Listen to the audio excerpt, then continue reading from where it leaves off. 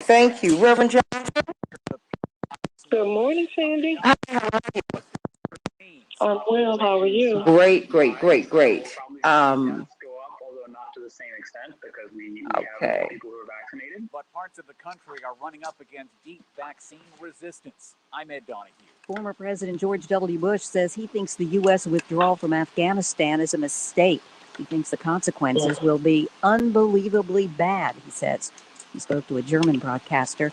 The war in Afghanistan began under President Bush after the 9/11 attacks on the United States. 4 Iranians are charged in New York with plotting to kidnap an activist living there in exile, a U.S. citizen, and take her back to Iran. Here's our Julie Walker. Marcia Linejad, who lives in Brooklyn, says she was shocked when the... Okay, very good. Very good, very good, very good. I'm sorry, Vicky. I am trying to get the last of this piece together. Running because I got to run right out of here and go get this rapid COVID test. Okay. Oh, boy. Where you get it from? Okay. I'm going to go downtown. You know, because I just think that it's important.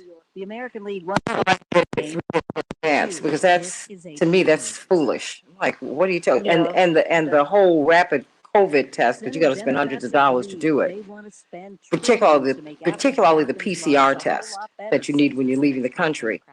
It's all designed to just squeeze money out of you because your insurance won't pay for it unless you're presenting as symptomatic.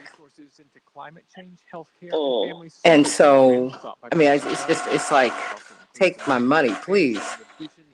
But, you know, I'm like, what's this? You know, why would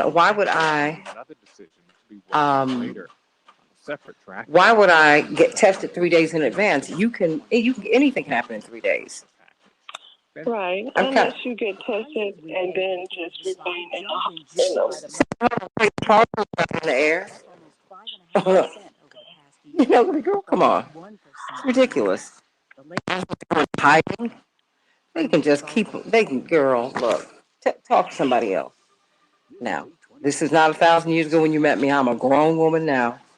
And you know, I am my mama's child. I'm like, I know a hustle when I see one. Hey, Andre and Linda and Big Bree and Michael and Brian A. King from Memphis. I love Memphis. Didn't we used to have some fun down there? Well, I really had a lot of fun. We were just at the concert. Entrance. Oh my goodness. That was big fun. Big fun. So, everybody, we are looking forward to we're going to have one runway house from Texas. Ron, to get him in yesterday, but we're going to get him in today. And, of course, David back. Hey, yay. She knows talking to us about these breakthrough viruses. So much that is going on. We're talking about voting rights, infrastructure, President Biden's speech, right? So there's a lot to discuss today. I'm looking so forward to hearing your thoughts. So I want you to call me at 763-9278, 773-763 WCPT. You know I'm about to go away for a few days. My father is getting the highest award that France, the highest military that they give to France. They're giving it to him for a lifetime of work, and we feel so blessed. Who would have thought it? From the Capitol Theater. This is fantastic. Well, you know, it's a tribute to family and patrons, Billy Jones, Young. You know, you got to go back to all these wonderful people who we knew. Black men pushing. Don Harris, Major Walker, everybody, Doc. He's accepting it on their behalf. And Cotton Reeder and Mrs. Amelia Boynton and Reverend James Bevel and Reverend C.T. Biff. It's really awarding collectively their lifetime of work. And I'm so glad that God has given my father life and energy and intention to continue. Yeah. So, God bless him. Chicago's Progressive Talk. Okay.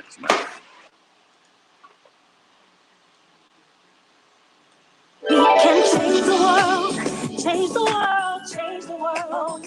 We can change the world, we can change the world, change the world. This is the Santita Jackson Show. War and hate to a place of love, it's not too late. Gotta save the children, we can't wait. Let's change the world. Welcome to the Jackson Show. It's Wednesday, July 14th, 2021. It's a joy to be with you. Happy birthday, Pastor Stephen Thurston. It's his birthday today. Mine on Saturday. Yay, yay, birthday month. All the Cancers and the Leos in the house. Sending you much love, everybody. WCPT, nation's largest progressive talk radio station. AM 950 Radio, my family to the north in Minneapolis, St. Paul, the voice of progressive Minnesota. I want to hear from you. What do you think about the runaway Texas House Dems? We're going to hear from Ron Reynolds, State Representative Ron Reynolds from Texas, about why they're doing it. Now they are fugitives from the law. The House is voted on it. They're fugitives from the law. The Governor Greg Abbott, has said, we will arrest you. Wow. What is that about? And we're going to detain you, quarantine you, I guess, at the Capitol until they have to establish a quorum. We're going to talk with them about that. And, of course, David Daley. And then, of course, Congressman Ro Khanna, talking about infrastructure, the Biden speech. Everybody, we need to hear what you thought about President Biden's speech yesterday. I'm hearing a little bit of static, but we're going to work that out. And let me see, we've got Dr. Deb. She's back. That's right. She's going to be with Dr. Shanina Knight today, but Dr. Deb is back. Yay. And, of course, Pastor Vicki Johnson talking to us about some good news. So let's get to some of these headlines, everybody, because boy, oh boy, have we had a moment. Just every day it's something new. That's why I have to get up at 2 to see what happened, like maybe before I went to sleep, like 3 or 4 hours before. Everybody in Chicago, we're going to have a high of 84 degrees, mostly sunny. It's a little hazy, too. Minneapolis, St. Paul, 78 degrees, thunderstorms. The Dow closed down 107 points yesterday. The NASDAQ closed down 15 points. The S&P 500 closed down 55 points. And guess what? After the home run derbies and all of the activities for Major League Baseball's All-Star Weekend, it was the American League that was triumphant. 5-2 over the National League, everybody. What do you think about that?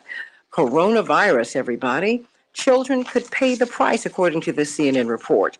When vaccination rates lag, a U.S. vaccine expert says young children are not yet eligible for COVID-19 vaccines. Dr. Peter Hotez explained. So they rely on older vaccinated people for protection from the virus as they return to school. Some states are prohibiting public schools from requiring COVID-19 vaccinations or proof of vaccinations for students. These efforts have public health officials worried. But what about you, parents?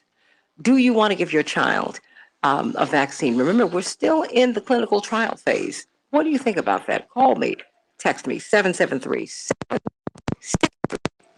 773-763, 9278.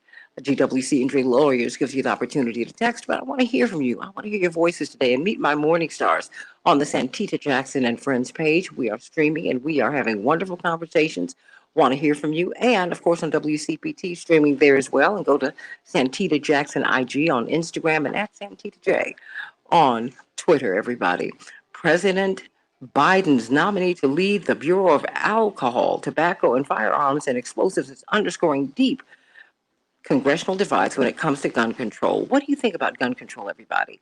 Dave Chipman has been a career official at ATF for 25 years, but also is an advisor to groups that advocates for stricter gun laws.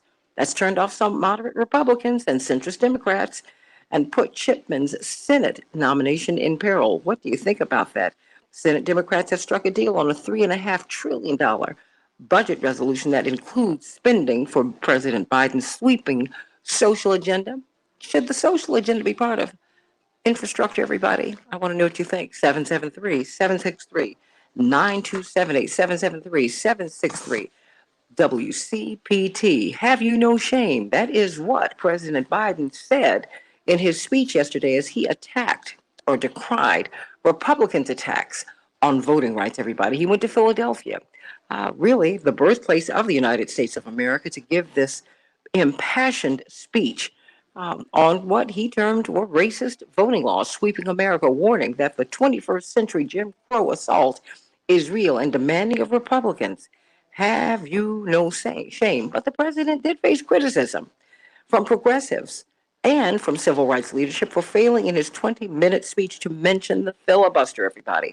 A Senate procedural rule that has thwarted efforts to safeguard democracy. Indeed, it has been one of the leftovers from the Confederacy. So, what do you think about that? What do you think about that? At least 72 people have been killed in South Africa in violent protests following the imprisonment last week of former freedom fighter, former President Jacob Zuma. He turned himself in to authorities to serve a 15-month jail term for contempt of court while denying other high-profile allegations of corruption stemming from his 9 years in power. What do you think about that? The people wait and throughout South Africa are very angry about him being put in prison. What do you think about that? U.S. COVID rates are rising again, doubling over the past 3 weeks. What do you think about that, everybody? Call me, text me, 773-763-WCPT, 773-763-9278. Let's get to some good news from Pastor Vicki Johnson, St. Thomas Lutheran Church. Indeed, as we get into the good news, you are actually having your worship services in person now. Please give us a brief description of what's going on, Pastor Johnson, at St. Thomas Lutheran Church at here. Good morning, Santita. Good morning, stars and friends. We are worshiping at St. Thomas Lutheran Church in the courtyard outdoors each Sunday as weather permits. So this Sunday, as the forecast during the week says 50% chance of rain, it climbed to 60% chance of rain, and then 80% chance of rain on Saturday. Service was postponed because we're not going to worship in the rain. But otherwise, we're outside together where it is safest to be because we are yet in a pandemic. All right now. Well, that's what they're saying. We're still in a pandemic, everybody. We're still in a pandemic. All right, everybody. We got to get some good news because every day is just something new. And, you know, this is so uplifting. It's so uplifting. And what's the good news today, Pastor Johnson? Well, there is always good news. And last night, while en route to the airport in Atlanta with my cousin, both of us received a text at the same time. You know what the text said? Our flight was being delayed a half an hour. Wow. We would have to wait. After making it through TSA and sitting comfortably, and another announcement came over the intercom that the flight was being delayed an additional 45 minutes. Oh. Now we would have to wait some more. A young lady that was sitting in our area bursted out and said, well, I've been praying for some patience, so I'm just going to work with my patience while I wait. Oh, wow. I said, well, the Lord sure does confirm things, because I had already written our good news, and it was that one thing that we really don't like doing, that we have to do, is to wait. Our prayers are that we don't have to wait, but we do have to wait. And all of our progress through the 20th century into the 21st century has been one that has not facilitated waiting.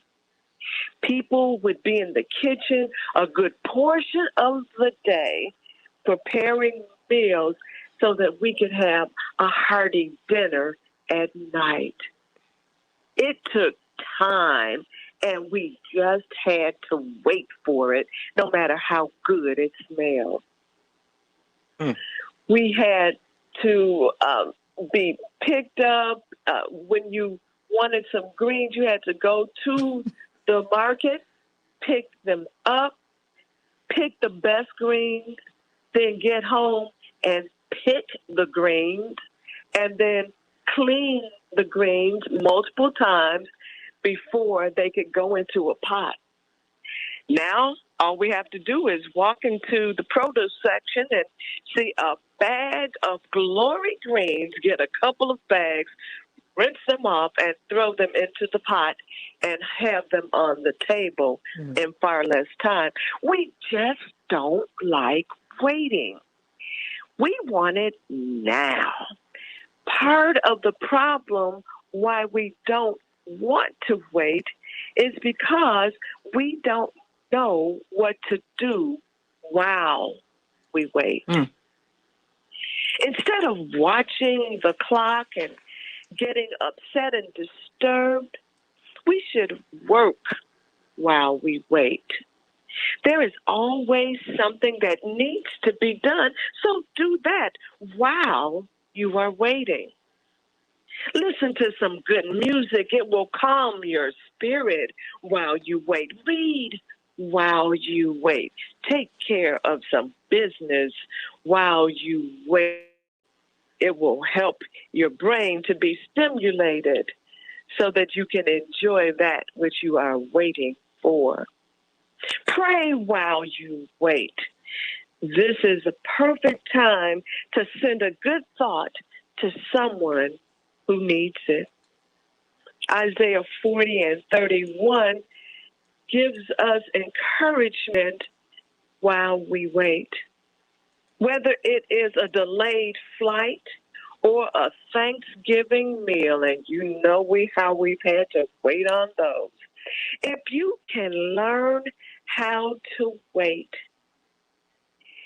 this will be a blessing to you because your strength will be renewed so that you will be able to wait with grace, knowing that your waiting will not be in vain. Wait and learn to enjoy how to wait. Just like the lady at the airport last night, work with your patience and learn how to wait. If you can do this, and I'm sure that you can, then to me, that's good news. Amen. Thank you, thank you, thank you, thank you. And when you're waiting, let me ask you this. You're saying that when you're waiting, you're not just doing nothing. You're actually, because my mother said waiting doesn't mean that just, you're not, she said, you're not idle when you're waiting. You're really in preparation for the next thing, but you got to wait. Well, some people think that they are idle because if they are not doing what it is that they want to do when they want to do it, then they feel that it is idle time. But time is going to move on anyway. What are you going to do with the time as it moves forward? We have options, and we have even greater options now than we had before.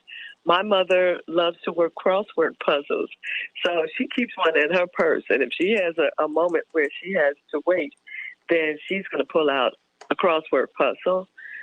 Dolores Scott, Lois. You know Lois. Yeah, come on. I've known her since I was 2. She always kept a Jet magazine in her purse so that when she had to sit down and wait at the bank for any prolonged period, she would enjoy that time by reading a Jet magazine. Make good use of your time while you wait. Amen to that. Amen to that, everybody. Pastor Vicki Johnson, this Sunday from 11:45 to 12:15 at 80th and Jeffrey here in Chicago, in the courtyard. Beautiful, beautiful church. You don't want to miss it. You don't want to miss that blessing. Go to the service so you can get some more good news. Pastor Vicki Johnson, love you so much. Hope that you're singing at your service too. So there you go. Love you so much, Santita, and congratulations to Reverend Jackson on his upcoming award, and blessings to you as you travel, and happy birthday, Santita. Thank you, girlie. Thank you, thank you. Yeah. Half the reason I'm here. Well, God covered it all, but thank you, Mom and Dad. How about that? Right. Blessings to you. Blessings to you. Pastor Vicki Johnson, 80th and Jeffrey, everybody, from 11:45 to 12:15 in the courtyard of this magnificent church on 80th and Jeffrey. You don't want to miss it. And that is the good news. Make good use of your time while you're waiting. Well, you know what we've been waiting for, Pastor Johnson? We've been waiting for Dr. Deborah Holden to get back here. Yes, yes. Okay? We have missed her. Shanita Knighton's been holding it up. Dr. Knighton has been holding it up, resident scholar at Case Western Reserve University. I don't know how she's an author, she's wife, not in that order, and she is also there's nothing wrong with any of it. That is also a registered nurse. She's a PhD. She's an infection preventionist. And, you know, this young lady over here is one of the world's leading epidemiologists. In fact, so brilliant that they brought her into Michigan State University to help them to build their School of Public Health. Welcome back home. Yay. Good morning. Good morning. Yay. It's nice to be back. Well, look, I gave her Dr. And I gave it to her last night. I called her. So when you coming back? What? You didn't say it so nicely though. What's going on? Al? What you doing? And I realized At some point you got to come back. Got to come back home. Yeah. You know, but boy, oh boy, have we had a good time, Dr. Shanita Knighton. And you're not going anywhere. Yeah. Knighton's not going Hey, anywhere. Dr. Deb. Hi, Dr. Knighton. Well, you know, I miss you. well, we have had a wonderful time with Dr. Knighton. We were so blessed to be able to get the right information from people we trust, from people who really come from the heart of our community, who really understand, who see life the way we see things. But they've had another body of experiences that have helped them to grow too. And so we're just really glad because there's a lot to talk about. You know, while you've been away, Dr. Deb, we've been talking about we've been looking at COVID, but we've been looking at health overall because we have found that as I shared with you, wow, a sister beloved of mine made her transition suddenly a week ago yesterday. She had a heart attack in the middle of the night. Heart attack. And someone who was very, very, very, she was really, really very deliberate in her health care. She exercised regularly and safely. She ate well. She had just lost about 50 pounds and was doing so well. And wow. But the number one killer of all women across all races and ethnicities in the United States is heart disease. And then we've got cancer, and then we've got diabetes. We've got a lot of things going on aside from COVID. But and I'd like for you to comment on that before we go to break, because we're still looking at the pandemic, and indeed, in Chicago, that has been the warning. Hey, everybody, the COVID-19 pandemic is not over. But what do you say about just handling our health overall, Dr. Deborah Holden? Because this pandemic moment has been tremendous, but other things are still going on. Well, it's funny because if you ask Dr. Knighton, he would tell you a lot of the things that we learned in COVID, people need to keep up. Hand hygiene is something that people need to keep up.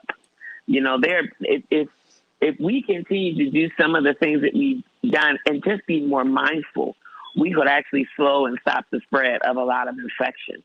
As far as our own health, I've been telling people from jump, use this as the opportunity to take the reins of your own health.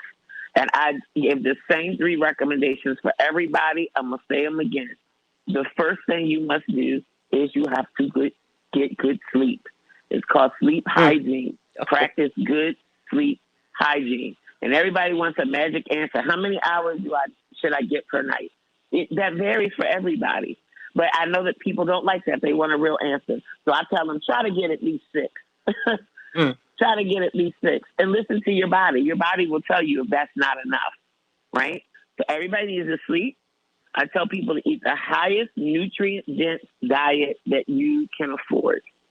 What are nutrient-dense foods? They tend to be the foods that don't have labels on them and don't have calorie counts on the back and all of that, right? So you look at a bag of chips, you can see how much calories and sodium and fat and all that are in it. What you won't find is any kind of vitamins or minerals and things like that. You look on the back of an apple, you're not going to find a label. The apple is much better for you nutritionally and has a lot more things that your body needs compared to that bag of chips. So eat the highest nutrient-dense diet that you can afford. And the last thing is move your arms and legs at least 30 minutes every day. You don't have to go to the gym or walk in your community will suffice. I always tell people I mop the floor like no one's watching. My whole first floor is wood, and it's a large area. And, you know, I'm in Michigan. It was cold in the winter. It's been rainy here for the last couple of days. I said, well, here's a good chance for me to go mop the floor. I get the floor polish out. I grab the mop. I turn some music on, and I put my back into it for 30 minutes. I look down on my, you know, little watch. I see, I'm like, oh, I even got my heart rate up a bit. And I think those three things are critical. If people could just do those three things, I think it could be transformative for health. And then you start to get more details, right? If you're not able to get everything you need in your diet, talk to your doctor. You may need some supplements. But don't, you know, I tell people, don't, everybody's getting all this information off of social media. Don't fall for the gimmicks. Don't fall for the scams. The other thing we learned during this pandemic is you need a primary health care provider to be a partner in managing the ship in your life called your health. You know, you should have a primary care physician, and that primary care physician or primary health care provider is not the end all be all, but they are critical. 1 minute. On that team. Well, you know, when we come back, we want to talk about that because that was something that Dr. Knight was very, very concerned about, getting a primary health care physician. And many people say, you know, it's cost prohibitive. And what she was saying and what you're saying is, no, it's not. There are ways for you to get what you need. And so we're going to be talking about that on the other side of the break. And then we're going to talk about breakthrough viruses, the fact that here Chicago officials are saying the pandemic is not over, everybody. It's not over. Now 2 more states have gone on Chicago's travel advisory. And it should be happening all over the country. It should be. Several vaccinated people, 15. people that have come through my place, and they're not wearing masks. 10. And I'm like, wait a minute. Why aren't you wearing a mask? All of them say to a person, 5. I've been vaccinated. What do you think about that? Back with more of the Santita Jackson Show in just a minute.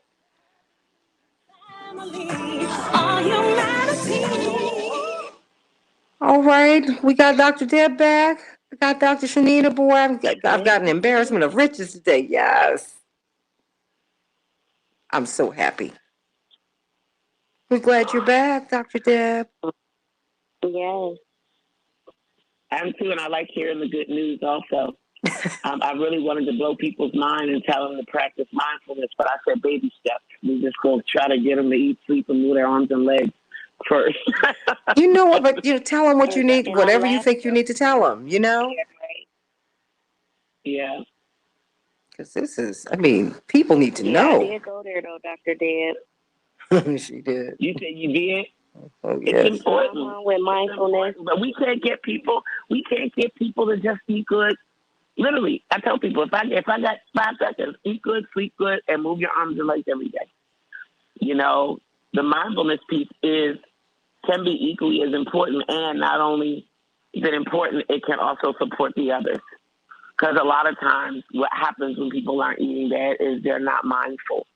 You know, they're distracted. They're, you know, down. They're, you know, busy doing and not focused on their being and themselves. So, yeah, maybe we need to put that in for folks. I think so. I really do. I really, really do. Because our emotional health is something we're not putting that in. And that is, to me, that is a mistake. You know, that's a huge mistake. Because we've been under a lot of stress this year. A lot of stress. And we're under a lot of stress in normal times, right? You know, I mean, it's hard out here. It's hard. But the problem is, And I think maybe even too, we probably need to break it down just from the standpoint that a lot of us have so much going on that we are so used to multitasking. And multitasking during these times, especially when you're in public settings, is what's going to put you more at risk. Mm. So you need to focus on one thing at a time and be strategic about it. Yep. Well, then you know what? Why don't we start on the pandemic not being over, but then I want to pivot to being mindful because we have all been going through really stressful times, and I think that we really give ourselves the space to feel that and to get through it. I don't think that we do that, and I think that that's a mistake because that'll that's a lot. It's a lot. It's a lot that's going on out here. Dr. Deb, so I know you had a lot going on, but I had texted you happy birthday. And I find it mighty interesting that all of us are cancers. Wow. When is your birthday? July 21st, so it's next Wednesday. Yep, next Wednesday. My birthday unfortunately kind of came and went this year, and I didn't do anything. But that's cool. I love Cancer. I love Cancer. Tough shells, sweet people, sweet people. Yeah. We don't play. We don't play, but we're mush inside, though. We are mush. I know I am. Oh boy. Here we go. 15. Okay. Sure.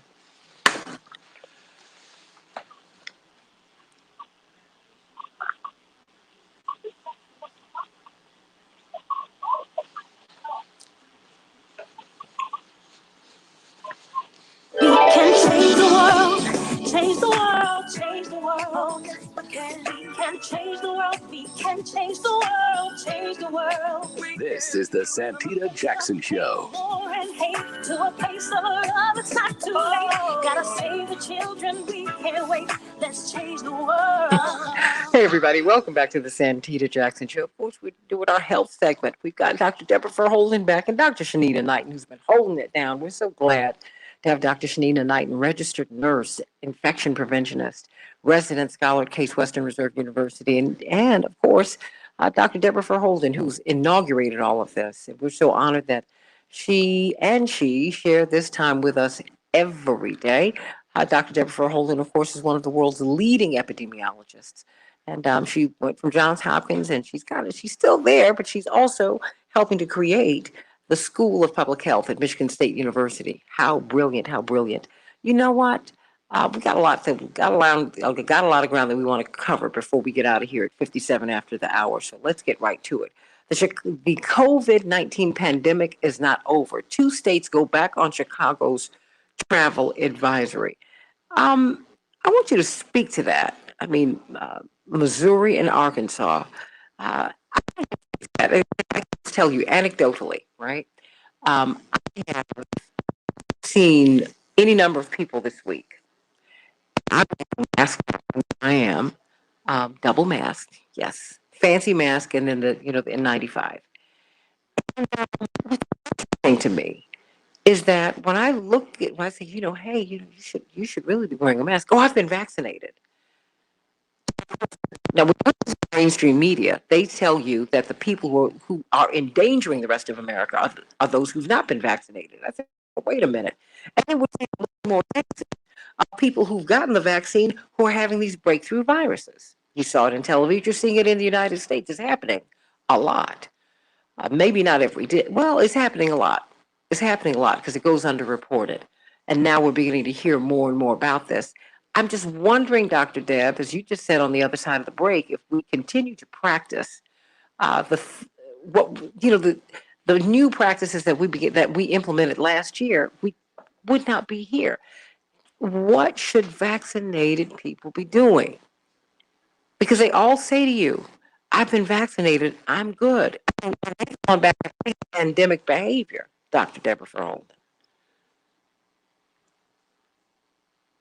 Well, I told you the public health person in me wanted to scream out when I watched all the states slowly, one by one, relax all their restrictions. And I know that people are very COVID fatigued and want to get back to normal and all of that. We have a couple of problems with that. Number one, the vaccine, there's no one thing that's going to solve everything. But the vaccine was supposed to be a game changer. It was really supposed to tip the scales for us. The problem is not enough people got it, and not enough people got it quickly enough. So now we've got the dominant strain in the U.S. being this Delta variant. And we talk about the Delta variant. There are plenty of, all viruses mutate. We got plenty of other variants. But Delta is the dominant variant now, the dominant strain. So it's more than 50% now of the COVID cases are of the Delta variant. This particular variant spreads more easily. We'll do that biology lesson on another day. But it spreads more easily, and it seems like it makes people sicker. So this is like bad news for the pandemic, because the vaccines that we're all taking were developed for the vaccine is based on the genetic code of the virus at the time. It looks like it offers some degree of protection against all of the variants, including the Delta variant. But even in the absence of variants, the vaccine, there's no vaccine, and there's even no medication that I can think of that's 100% effective. That's just a bar that is just unrealistic. But it is highly effective. It's highly effective, 94, 95, 96% effective. So even in the best case scenario, about 5% of the time we would expect that the vaccine would fail. It wouldn't do exactly what it was designed to do. And we are seeing increases in hospitalized patients and people who are vaccinated. It used to be that, less than 1% of people who were hospitalized with COVID were vaccinated. And now that number is somewhere between 10 and 20% of cases, depending on where you are in the hospital, are actually vaccinated cases. It looks like those people do much better with the disease, right, than their unvaccinated peers. But, this was to be expected. So what we need to do is continue to push to get people vaccinated, and people have to honor protocols. The problem is, what's the protocols? There's no requirement to do anything anywhere anymore. And we got very mixed messages coming from CDC and other places at a real critical time, which is people were getting vaccinated, and literally, I'll never forget it. Just one day, they said, oh, if you're vaccinated, you don't have to wear a mask anymore. And I think that was a mistake. I think it was a mistake. It's unfortunate because everybody is not even vaccine eligible. Children are not vaccine eligible. There are still some people who are the sickest among us who really aren't good candidates for vaccine right now. I have a friend myself who's going through cancer treatment right now. He's not vaccine eligible right now. That's at least a recommendation from his physician. And so, if you are vaccinated and you are around him and you're a potential spreader, or if you're around children, you still run the risk of, that small risk that you yourself can contract COVID, but an even greater risk that you could be the person who spreads it to somebody else. Just think we need a little bit more protocol around how to be in places. That's the one that I'm most concerned about. I'm also concerned because we're about to see the massive return to work.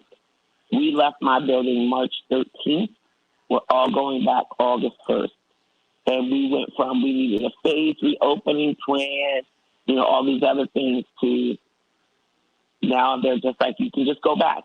Do what you want. Everybody can come back. None of you can come back. It's your choice.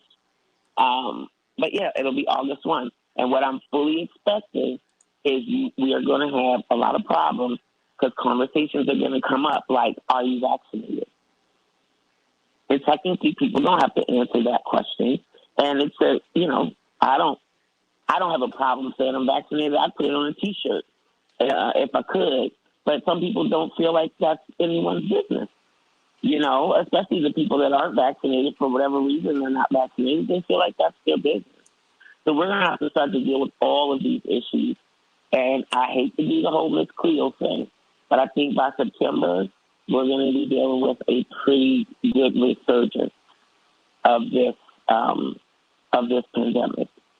And we'll be back to where we were when we were at the not necessarily the peak in the numbers as far as the cases, but we'll start to see more formal restrictions. See, now everything is advisory and all these other things. And that's not going to cut it. We are not a goodwill society. We are not a society of good Samaritans and truth tellers. Well, you know, Dr. Deb, I already knew that wasn't going to work. the backdrop is they're trying to reopen the economy. Okay, so our health is really, quite frankly, has been secondary to that. That's my read on it, and that's what's troubling to me. You know, the fact that you can get a COVID test 3 days before you get on a flight. I'm like, wouldn't it make more sense that you do it just before you get on the flight so you could know? Because anything can happen in 3 days. No, no, no, no.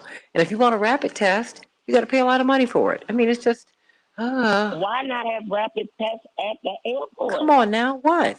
You already got to get there an hour early. Why not say now when you flying, you got to get there 2 hours You early? want to know why? Because there's so much money in the testing. Oh, girl, there's so much money in the testing. I am disgusted, really. And so, I see a lot of gamesmanship here. I see a lot of altruism. When I look at society and things we don't do well, corporate citizen, the corporatocracy are irresponsible, and they're just greedy, and they do not help us at all. And people need to deal with them as well. They're a reflection of who we are writ large. But before I Dr. Knighton, we're about to go into flu season. People still, people have compromised immune system, treated for cancer, and lupus, all kinds of stuff. What do you recommend people do, as we are seeing in Chicago and all around the country? We're seeing the COVID cases rise. I mean, and they just, the Chicago Department of Health had to say, look, public health. They said, look, we're still in a pandemic, people. Dr. I would recommend that we all go back to March of 2020, where many of us didn't know what COVID did. We didn't know what kind of havoc, it caused, but people were vigilant about their preventative practices. Whether some of us know we have compromised immune systems, cancer, whether we're vaccinated or not, we should still be keeping up preventative practices, making sure that our diet is intact. And also, if you are a smoker, cut back or quit, because we know that this is an infectious respiratory disease that is going to continue to cause issues. And if you smoke, you're already compromising your lungs, and it's just going to compromise your lungs further. I'm saying that because I understand everybody's using this term breakthrough viruses, and Dr. Deb said it best when she says they've always mutated. Viruses always mutate. There's always different strains. It's how even with the flu vaccine, we say, oh, this seems to be the prevalent strain this season. Let's get vaccinated against this particular strain this year because it'll provide this level of protection. So I really would like for us to get rid of the term breakthrough viruses. We have to understand that the COVID-19 vaccine was never intended to cover us for the rest of our lives, and that it is a virus, and that just like we change, viruses change, and that it was possibly going to mutate. And so when we think about the fact that it was going to mutate, our preventative practices never should have stopped, and they should always continue. So they shouldn't have stopped, and they should continue now. The other piece is because some of this environmental cleaning has been rolled back, people are not cleaning their hands, people are not wearing masks. I am concerned this year, unlike last year, that we're going to have the flu and COVID-19 on our hands, dealing with both at the same time. It is essential that people understand that there is a test out there, which is the flu SC2, that can determine. It's a single test that can determine if somebody has flu or COVID. My suggestion is you don't want either or either. But if for whatever reason you feel like you may have one or the other, it is possible to ask for a single test to determine which one you have so you can get the best treatment. When speaking of treatment, there are treatments available that you must get within 10 days if you encounter flu or COVID in order to minimize the severity of symptoms. Melissa from Lyle. Melissa, you always call when we have Dr. Deb or we have Dr. Shanina. Go. She is getting some health care. I'm not mad at you, Melissa. Do you just store up all your questions for them, don't you? Yeah, yes, she does. Yeah, I have to rate them out. So so there's been a lot of talk about these variants, and it's pretty scary news, at least to me. So correct me if I'm wrong, but from what I understand, these COVID variants come from genetic aberrations from imperfect copies of COVID when it is replicating in people, right? That happens in our bodies, not while COVID is flying through the air at us or sitting on a doorknob. So what I've been telling people who are worried about these variants but are also vaccine hesitant is to go and get vaccinated, because the vaccine greatly reduces the chance that COVID will replicate in our body. And, collectively with the entire world, since this is a pandemic, getting more people vaccinated is how we prevent these variants to have the potential to get more and more deadly or more and more contagious the longer people wait. So my first question is, even if you can't say good, is that at least valid advice that you might personally give a friend? So the short answer is yes, but I am hesitant to say that that the variants come from these imperfect copies being made, because I think it gives people the wrong impression that somehow we are superior than these viruses.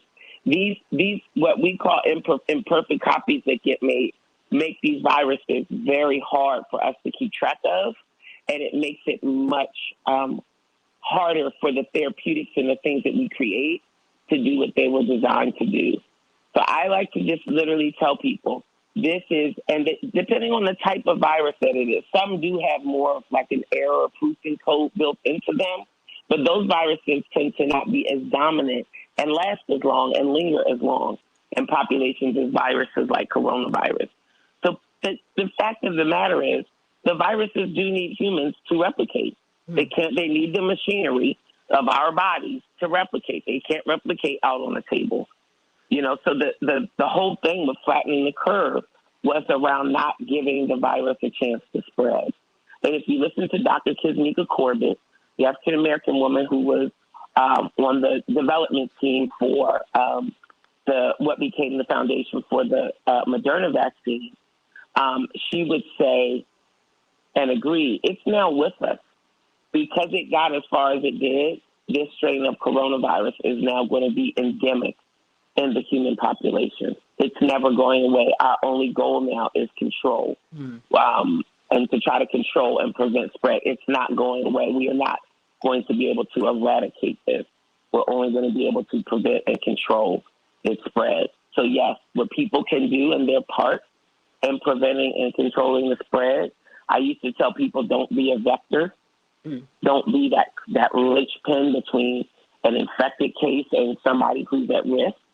And the best way to do that is for people to be mindful, practice good prevention, and get vaccinated.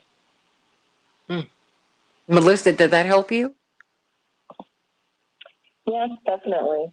I have to wonder if President Trump had a more proactive approach to this. Do you think that this would not be something that would be endemic now? This is a global phenomenon, and so the global coming together, I think, really would have been needed. And to be honest, I look at the new administration and what they've done. I haven't honestly seen a lot of behavior that screams out to me that they would have done such a better job than the former president. I really am trying to be just, I guess, fair and not pointing fingers. I was not happy with the mitigation response from the past administration, and I've also not been satisfied with the response from this current administration. And what I'm seeing now is we're just simply throwing a lot of money at our problems. There's so much. It's literally, I've been telling my colleagues, it's raining COVID dollars in the health space now, in the research space. And I'm literally watching people get funded from this agency. I personally had 2 grants that I submitted last year. That's actually not true. One was a grant I submitted last year. One was a grant that we submitted 4 years ago.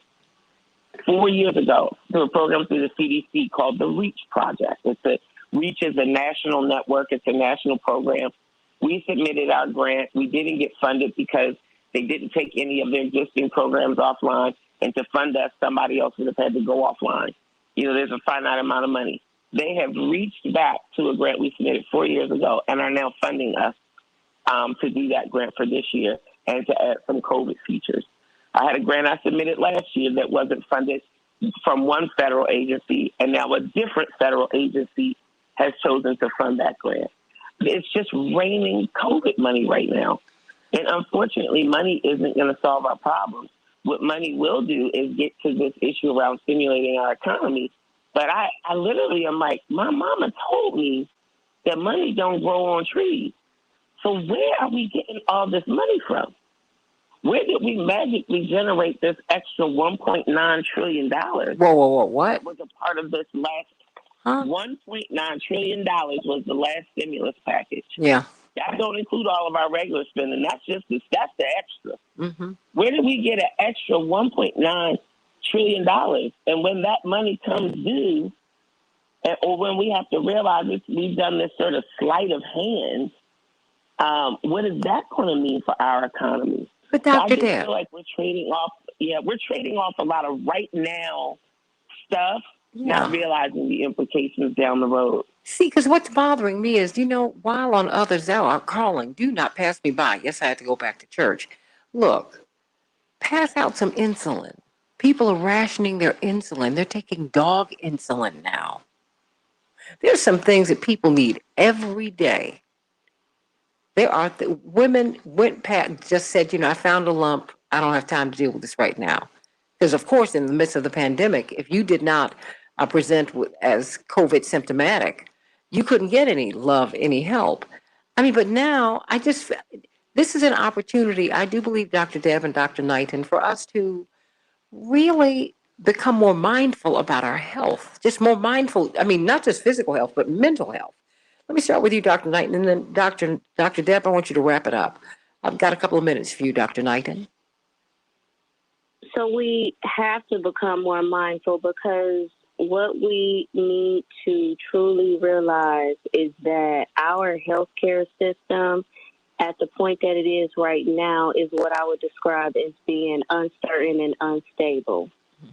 Meaning that if we have approximately 330 million people in the United States, but only have 1 million hospital beds for regular things, just as you mentioned, whether that's cancer, whether that's somebody that's having high blood pressure, whether that's somebody, that is fighting a crisis. We don't have enough beds for those individuals. So when you put on top of that 1% of our population having COVID, we are already over capacity when it comes to beds.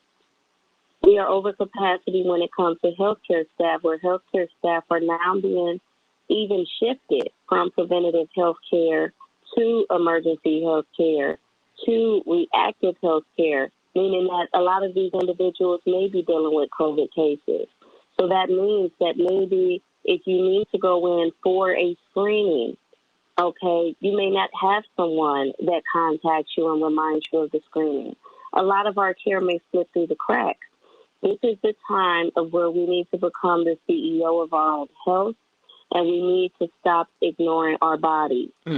many of us, and we talked about this when it came to women in heart disease, us having extra fatigue, us having jaw pain, us having things that seem typical, but we ignore them, is the one thing that can cost us our health.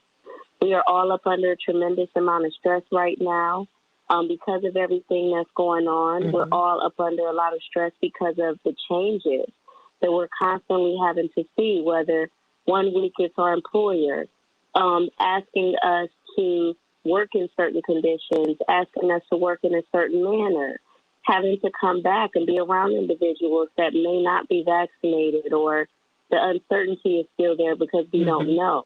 There are a lot of things that are going on right now, and so I encourage everyone, if you know that you have risk factors that are happening in your family, meaning that maybe grandma or auntie died from cancer or someone is suffering from heart failure, make sure that you too are following up on those things and realizing that if they are running in your family, they can likely happen to you too. Remember, prevention is better than treatment. Dr. Deb, I've got about just under 2 minutes. Let's just say a minute and a half. It belongs to you. We're so glad you're back. I'm happy to be back. And the thing that we're really now understanding and that we're going to have to deal with, you said it earlier, heart disease is the number one killer and remains the number one killer. But guess what COVID is going to do? We now know COVID messes up the lining of the heart. COVID messes up a lot of the systems that are going to impact cardiac health and cardiac wellness. I love it. When Dr. Knighton says we'd much rather focus on prevention than treatment. You'd rather avoid getting COVID than have to be treated for COVID.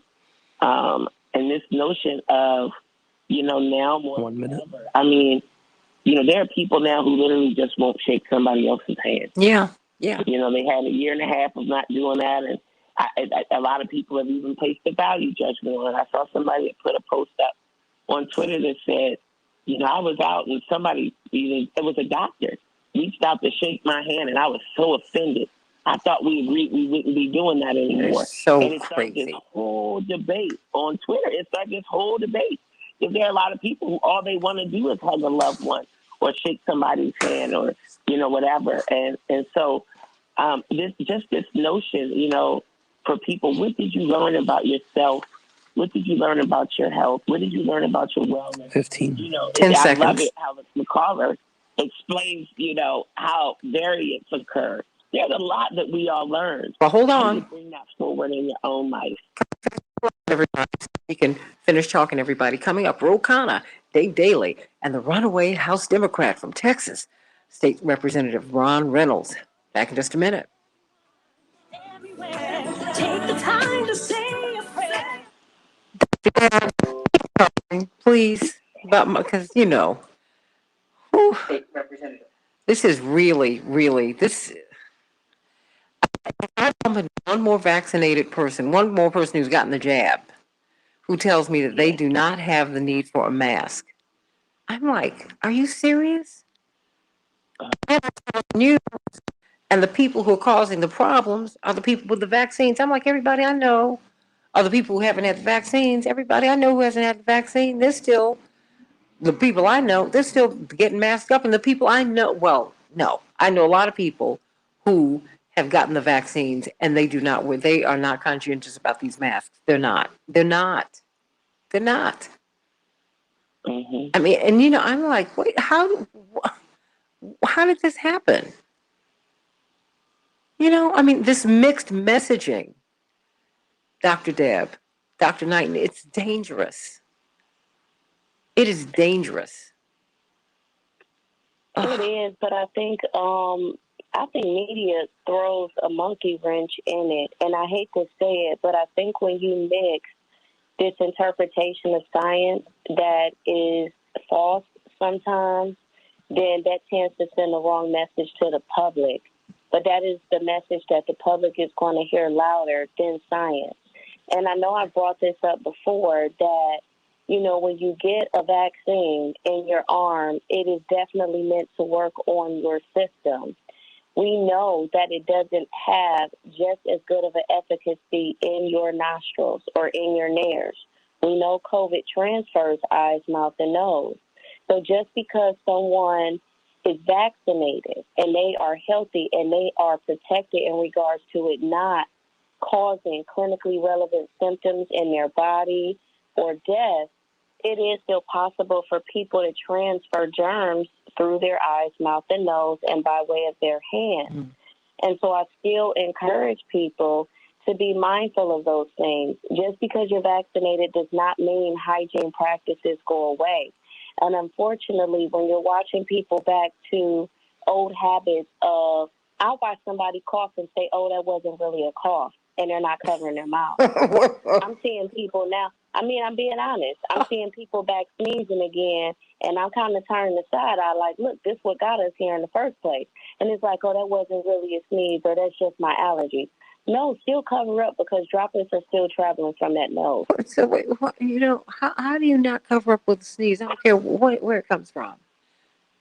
I mean, there's something. These are the things that were happening before. Yeah, but you know what? That's just bad manners. That is bad manners and craziness. Stop. Oh, come on, you guys. Come on, y'all. This is.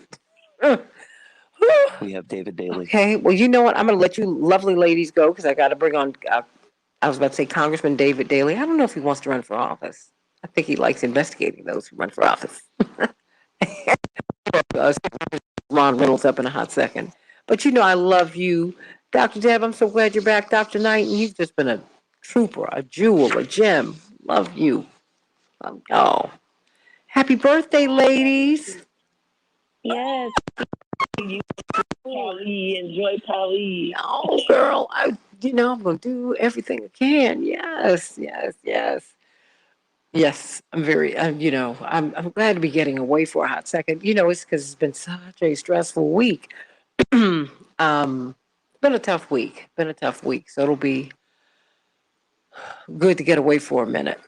It will be. It'll be good. And you be mindful as you move through the airport, as you take your flight, because I know you do the overkill. Yes, I do. You do the most. Yes, I do. I do. I'm assuming your mom is going, and I know she does the most. No, she's not. She's not going this time. Representative Reynolds. She said, "I don't want you to do the most. I don't want you to do the least. I want you to just do what's needed." So what does that you'll mean? Have more joy, and you'll have the protection you need. Well, you know what? I am going to sleep on the plane. I'm going to sleep on the plane, and I'm going to have like 4 or 5 books with me. Girl, okay. Look, look. Okay, she's got to go now. Ooh, I can't hear her. What? Ooh. Ooh. Where's that? Huh? You'll hear my voice in your head as you have your N95 and then your regular one and then your fashion one on top of that and then your rhinestone one on top of that. Yeah, we don't want you on the plane. That air on the plane is already low quality. It's so gross. It's so gross. Yeah. Well, if I turn my oxygen on, I would. I'm turning to my mother Gertrude. Oh my gosh, she was a germaphobe. Oh, she worked in the hospital. She was the woman who would bring you your food, and she ate like it too. I mean, she did not eat meat. Everything. She went to Whole Foods 2 or 3 times a week. She was very, very selective about her food. And hey, she died in her 90s. And she had all of her teeth, everybody. She was, she did not play. And after strokes, she got up and walked. She walked up and down 4 flights of stairs in my parents' house in D.C. every day. She did that three times a day for exercise. It would take her a while, but she was not playing with her health. So she's a wonderful example for me. Well, she's gone on to glory now. She has gotten her just reward. Bless her heart. I love you, Dr. Deb. I love you, yes. Dr. Deb, I'm calling you today. Okay. Yes. Love y'all. Oh, now I've got this fugitive from the law on here with me today, so we're going to hurry up and get him on and off. Right? State Representative Ron Reynolds. Oh, Oh, my goodness. I am doing fantastic. I am so honored to be a guest on your show this morning. Oh, look, this won't be the last time. You've got David Daly, the brilliant one, who can write about all of this. And Rat Effed. Okay? Rat Effed. That's right. New York Times bestseller. And everyone, whew, we got a lot to talk about today. A lot to talk about. A lot. So let's get to it. We can change the world, change the world, change the world. We can change the world, we can change the world, change the world. This is the Santita Jackson Show. War and hate to a place of love, it's not too late. Gotta save the children, we can't wait. Let's change the world. Hey, welcome to the Santita Jackson Show, WCPT 820, the nation's largest progressive talk radio station, and AM 950 Radio. My family to the north in Minneapolis, St. Paul, the voice of progressive Minnesota. I want you to meet my morning stars. Hey, Christine, is it Rechsteiner or Rexsteiner? Please correct me. I want to make sure you said you love the show. Oh, I seem to put into words how you feel, girl. How I feel. Loving you, girl. You wrote your representative right after CDC and now's no mask for the vaccinated. Come on, girl. Come on, Christine. What's up with that? Call me or text me at 773-763-WCPT, 773-763-9278, 773-763-9278. Of course, GWC Injury Lawyers gives you the opportunity to text to that number. And of course, keep it locked here on WCPT throughout the day. Following me will be Stephanie Miller and then Tom Hartman and then Joni Esposito this afternoon. You don't want to miss it.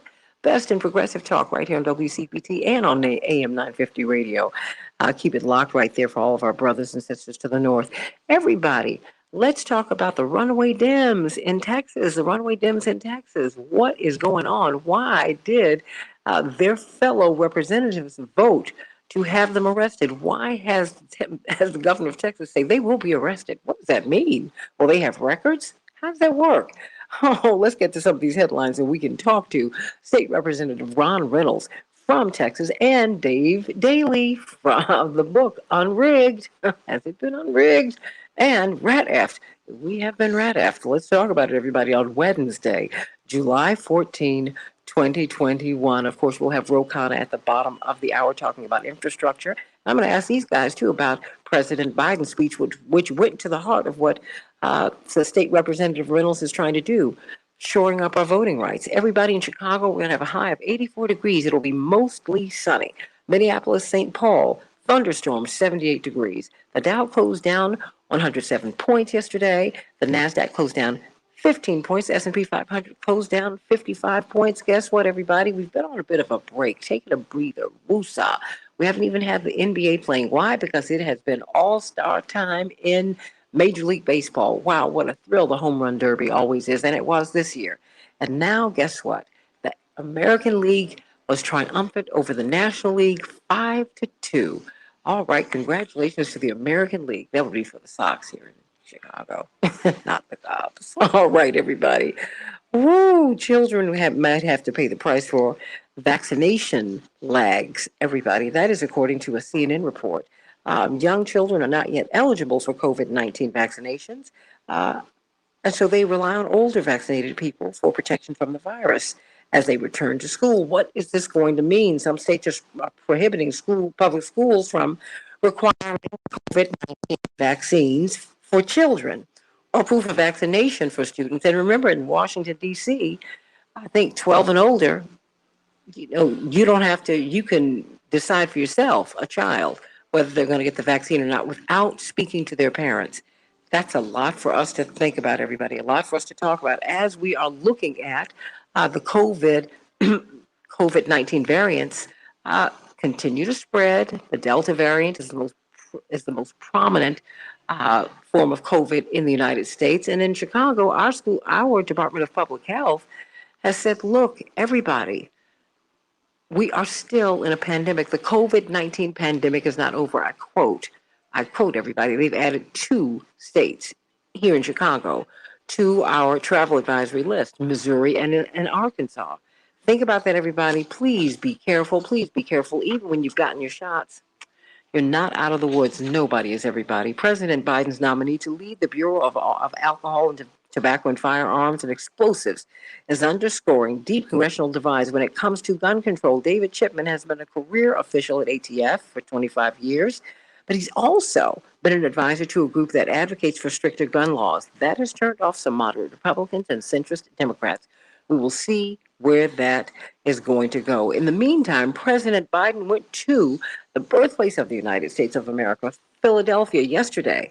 He said, "Have you no shame?" He decried Republican attacks on voting rights, but he faced instant criticism from progressives and civil rights leadership for failing his 20-minute address, and it was an impassioned one, to mention the filibuster, which has been thwarting the passage of the John Lewis's bill and the For the People Act. I'm going to be talking about that in a hot second because Texas representatives are in D.C. and they said we're going to stay there until we get some satisfaction. We need some federal help, everybody. The infrastructure bill.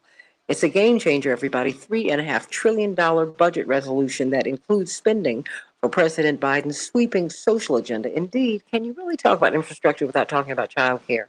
That's part of infrastructure, too.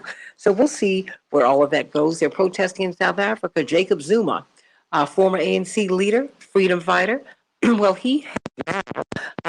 President Jacob Zuma has turned himself in to authorities to serve a 15-month jail term for contempt of court. 15 months for contempt of court? Well, let's wait till they are pushing. They're not happy about that. So let's get right to it, everybody. The Texas House okayed arrest for absent Democrats. Wow. And the Senate has taken up the GOP elections bill anyhow. So what do you think about that, everybody? The Texas Governor Greg Abbott said that the fleeing Democrats will be arrested. He has declared that. And now they're fugitives from the law. What does that mean, everybody? Of course, we have got Texas State Representative Ron Reynolds, who is now a fugitive from justice. David Daley, the author of Rat Aft. That's right. The true story of the secret plan to steal our democracy and unrigged how we're fighting back to save our democracy. Of course, he's from Fair Vote, brilliant writer, investigator, reporter, and journalist, and writer. Helps us to really understand these things. Okay, David, we've got to ask Ron Reynolds, State Representative Ron Reynolds, you are now a fugitive from justice. How did that happen? Well, you want me to go first or David? Just okay. Well. First of all, I'm such a big fan of yours. It's great to be on this morning. So sweet. I'm taking refuge in our nation's capital, along with some 50 or a little bit over 50 of my Democratic colleagues. We fled Austin on Monday because we were making good and necessary trouble to steal our hero John Lewis' words, whose shoulders we stand on. We left because Governor Abbott is perpetuating the big lie that Donald Trump started about voter fraud, which we all know was not true. He lost legitimately from a free and fair election. Well, in Texas, just like many other states, including Georgia and other Republican-controlled states, are putting together massive voter suppression bills similar to the one in Texas, House Bill 3 and Senate Bill 1, which would have a dramatic disparate impact among communities of color, particularly African Americans. And this is in 2021, not in the 1950s before the passage of the Voting Rights Act of 1965, but in 2021, when we are supposed to live in a post-racial America. But this bill is a solution in search of a problem. And so we left because under our Texas Constitution, if we break quorum, there's not enough members to conduct business, and therefore it halts any effort by the legislature to pass laws. This is only the fifth time that has happened in our state's history. The fourth time was just a little around May 30th when we broke quorum to kill the bill at the end of the session. So what we're doing is coming to D.C. to appeal to our congressmen, particularly the U.S. Senate, to break the filibuster and pass this necessary House Resolution 1 and House Resolution 4, the For the People Act and the John Lewis Voting Rights Act. And we are standing on the right side of history, and we implore Congress to do the right thing so that we don't have to continue to flee our state and we can go back home to our families. But we're going to continue to hold out until we can get this legislation passed so that we can protect democracy for millions of Texans as well as this country. State Representative Ron Reynolds from Texas. He is one of the fugitive House Democrats. And I mean, I say that tongue in cheek, but although the governor said that you will be arrested, how's that supposed to work, State Representative Reynolds? Well, so basically, yesterday, when we reconvened, the Speaker of the House put a call on the House. That means that under his authority, he can authorize DPS troopers to seek out the members and bring us back into the House chamber to force a quorum. So basically, if we were in the state right now, then they would seek to detain us, escort us back to the House chamber, to the House floor, and literally lock the doors. The members who were there yesterday, they literally locked the doors. They could not leave without the Speaker granting them permission to leave. And so they're sergeant at arms. They are armed to keep us there. And Governor Abbott has made a declaration openly, but particularly on Fox News, who he's catering to, that he would arrest us as soon as we enter the state to bring us back so they can force this bill down our throats. So he intends to make good on that threat, to make it a promise, but we're not worried about that.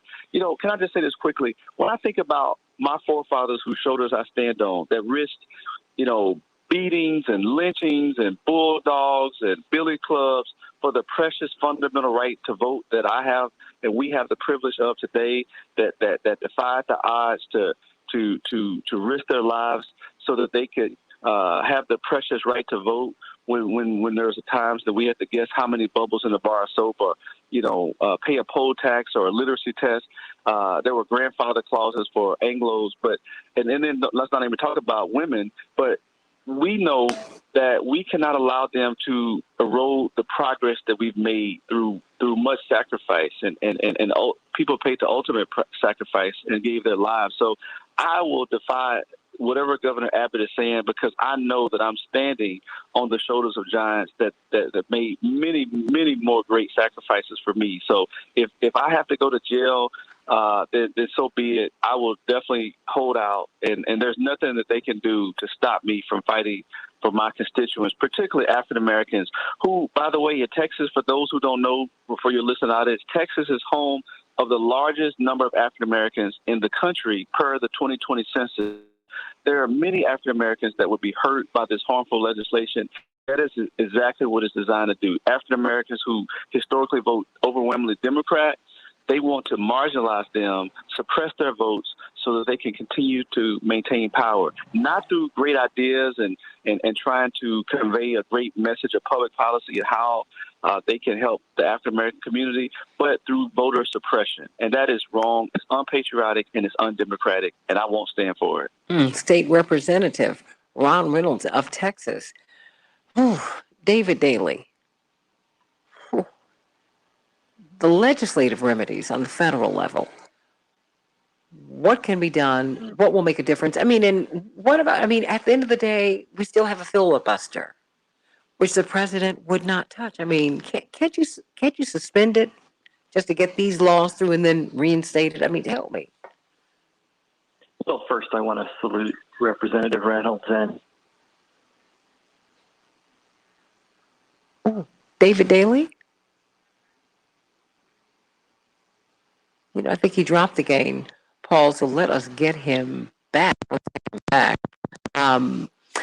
What do you need Congress to do? You are really sitting in, you all are almost quarantined in Washington, D.C. To put it, I like that. Because that's steal that one from you. Take it. It's yours for the having. So what do you Look, Buster, our hands are tied. Right, quite frankly. Right. You've got the governor threatening you with arrest. Can the governor send marshals to Washington and grab you? Well, if he had the authority to do that, he would do it. I promise you, he'd do it in a heartbeat, and he'll have us. It'll be a live stream from Fox News, but he doesn't have the authority to do that. So he can only has jurisdiction in Texas. So once we enter Texas, then he can do that. But as long as we're out of Texas, then he has no jurisdiction over us, and he can only make idle threats. So we are going to stay away from Texas for the time being. Our session ends on August the 7th, the special session, which really is nothing special about it. This is the suppression session. It's technically called the special session, but we're coined it the suppression session because that's all this is.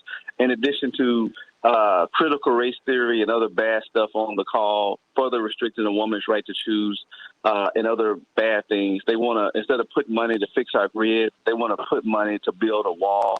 So it's nothing but Republican red meat. But I'm going to stay on topic on this voter suppression stuff, and that is their main reason why Governor Abbott is defiant right now to bring us back, so that he can pass this as part of his red meat agenda. He can check that box for Donald Trump and say, yes, sir, we passed voter suppression in Texas as well. Well, what are you being advised to do?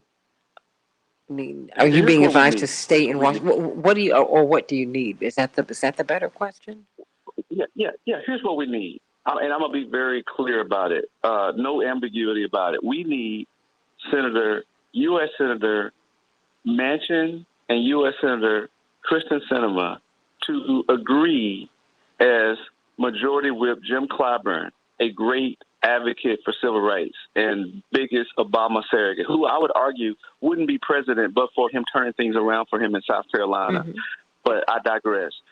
I agree with him that there need to be a one-time exception, a carve-out for voting rights to break their wanting bipartisan support. There ain't going to be no bipartisan support. Mitch McConnell and other Republicans have made it clear that they don't want to be statesmen. They don't want to do good public policy. They don't want to be on the right side of history. Damn with voting rights. They want to stay in power, and they will do it by any means necessary. Thank you, Malcolm X. But what I think that we need is for those two U.S. senators to say, okay, we know that we want a bipartisan support, but voting is the bedrock of our country, and we cannot allow our country to regress with new voter suppression laws, Jim Crow re-envision 2.0. And so we're going to make this one-time exception. We're going to allow Vice President Kamala Harris to be the tiebreaker, and we're going to get this thing over with so that we can put an end to these states across this country perpetuating the big voter fraud lie by Donald Trump. And that's essentially what we need in a nutshell. It doesn't matter how many great speeches we hear from Biden, from Kamala Harris, from Sharpton and Jesse Jackson and any other civil rights leader who we really appreciated. But it really comes down to those two. And it's unfortunate that they're holding us hostage. And I know President Biden has to walk a delicate balance, because if he pushes them too hard, then the concern is that they're from quote unquote red states, and that they may just go to the other side. And I understand that's they're already there. I mean, come on. They're Democrats. Yeah, I'm saying they're already on the other side, whatever that means. We have the White House. Yeah. We have the White House. We have control of the Congress. And what are we doing? We're letting Republicans, dictate the most fundamental thing that we have in the precious right to vote. So I'm not happy about it. We as a caucus, some of us are supposed to be meeting with Senator Manchin today. And I'm looking forward to hopefully being one of those members. We'll find out here in the next hour which members are going to be able to sit in that meeting with him. But I want to have a very candid conversation. I want to look him in the eye and say to him, in 2021, do you want it to be said that you allow black and brown folk to be disenfranchised on your watch? Do you want that, sir? Yes, he I want does. to ask him that question. This Yeah. representative, yes, he does. And you know what you need to do? You need to say, now, black people were your margin of victory, about 30 or 40,000 of them. We're going for them, and we are going to take your votes away. That's what you need to do. And that's not a threat, it's a promise. Yeah. Just let them know it's politics. Hey, I'm with you, and I'm willing to do that. Yeah. I hope my number is called, and I'm willing to speak truth to power. And I'm not going to laugh when it's not funny and scratch when it don't itch. This is serious.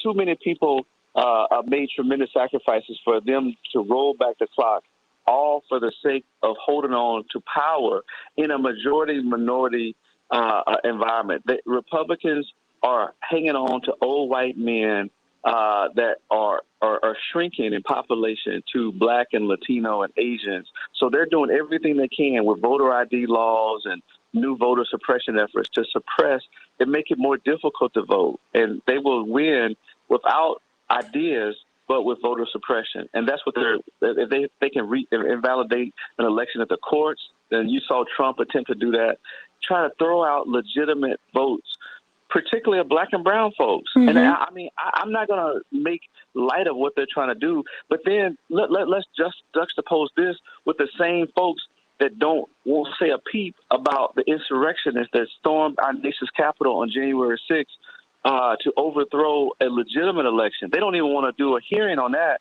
but then they threw everything but the kitchen sink on Hillary Clinton for Benghazi. So I'm sick of the hypocrisy by the right. I really am, and I'm just going to call it for what it is. Yeah.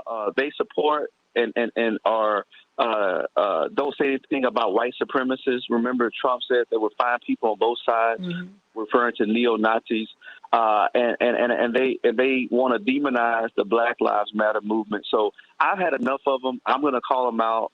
A racist is a racist. As Maya Angelou said, when people show you who they are, believe them the first time. Mm-hmm. I mean, you know, and this is about power, you know, because they're disempowering poor white people, too.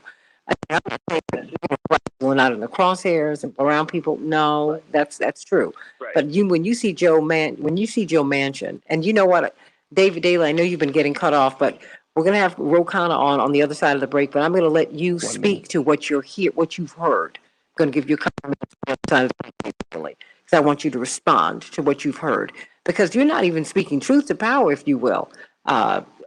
State Representative Ron Reynolds of Texas, you're speaking truth to the empowered. We're the ones with the power. There you go. So that they can do the work. You know, we need to turn this around. Representatives work for me, and I empower you to work for me, and I can also disempower you. You're not speaking to the powerful. You're speaking to the empowered. You're the power. Get back. And you know, Manchin, you're the only Democratic state in your state, and you hold this office because Black people have been your margin of victory. I promise you, I will go to West Virginia and I will campaign with those people to get this seat taken from you. Oh, Republicans are going to be there. I'm not going to Democrats to work with me. I'm not going to do it. Don't do it. Amen. Don't tell me. We've been Republicans, we've been Democrats. I deserve it, and I'm going to get it. That's what Jackson minutes. It's ridiculous. Y'all need to pull out those numbers on him. How about that? Pull out those numbers. So you know what? Well, I'm sitting up here talking to you, and you know you've got the power. No, sweetheart. You win because Black people give you their votes. Amen. Okay? Amen. And somebody confront him, see how many shades of red he turns. I love it. Oh yeah, like well, yeah. See, because I know who's giving you the vote. I know you sit where you sit. I know why your family's gonna come. I ain't mad at you. If you're gonna work for me, if you're gonna work with me. But we need to get very clear on who has the power here. The president ain't his or her ring. No. Love Kamala Harris. And if I didn't work for her, she would be in California or sitting in the U.S. Senate right now. And by retirement. So no, he's not doing it. I mean, this impassioned speech he gave, I think it's great. But Black people gave him his victory, so you owe me. And I like the man. He's a great guy. You owe me. This is politics. It's quid pro quo. You do for me, I do for you. I do for you, you do for me. Boom. Next. That is the way it works. That is the way it works. It works that way for everybody else, and you know what? It's gonna work that way for me. Don't play with these people. We keep playing with folks and getting emotional, and they come to our religious services and they get, oh, I feel the spirit. I'm gonna tell you what else are you gonna feel? You're gonna feel your way right out of that office if you don't vote the way I need you to vote. How about that? How about that? How about that? Yeah. How about those numbers? I'll get Frank Watkins to get those numbers to you, so you can know exactly how many voters black are in West Virginia and who gave him his victory. He is sitting in that office because black people who are small numbers, but they're critical numbers, because he barely won that seat, and he won his seat because black people gave him that seat. And you need to tell him, as soon as I'm no longer a fugitive from justice, I promise you, I'm gonna get some folks and we're gonna go campaign against you in the black community. They hit every black church, every fraternity, every sorority, everything I can. I'm gonna make sure you're out of office. Well, what about, oh my gosh, that we won't have a Democrat? I don't have a Democrat now. How about that? Mm-hmm. Huh. Ro Khanna, Congressman Khanna, how are you? Is he there? See, he caught me on a rant. Oh my gosh. Is he there, Paul? No, he's not. I'm going to send you this number because he just might need. He is, let me send you this number because he is supposed to be calling in. Okay. Okay, so call him right away, please, and text me as soon as you get him. Thank you so much. Yeah, you just no. Don't play with them. You play with a puppy, he will lick you in the mouth. And I know you don't want to kiss a puppy. Stop. Whew. Oh, let me get myself together. You're going to make my lashes move. And they are just as fake as this man being a Democrat. Child, please. Are you kidding me? Whew. That's right. I can't let him slide over. You guys, don't you like him? The number 43 by Remy. How about that? David, you still there? I'm here. You need me? No, of course I do. I told you you got 2 minutes on the other side of the break. Because we can get the congressman. Then you got Congressman Carter on the other side.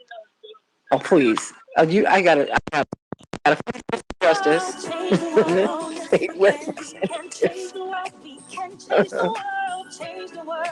This is the Santita Jackson Show. Gotta save the children, we can't wait. Let's change the world.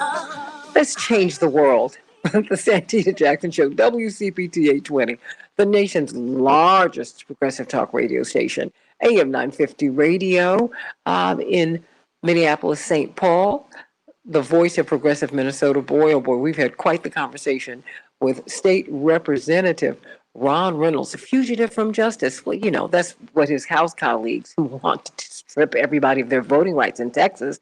But you know, he and scores of other representatives have left so they can deny that body a quorum so they can try to lobby Congress, both sides, to get voting rights, to get federal protections for our voting rights, which we do not have anymore.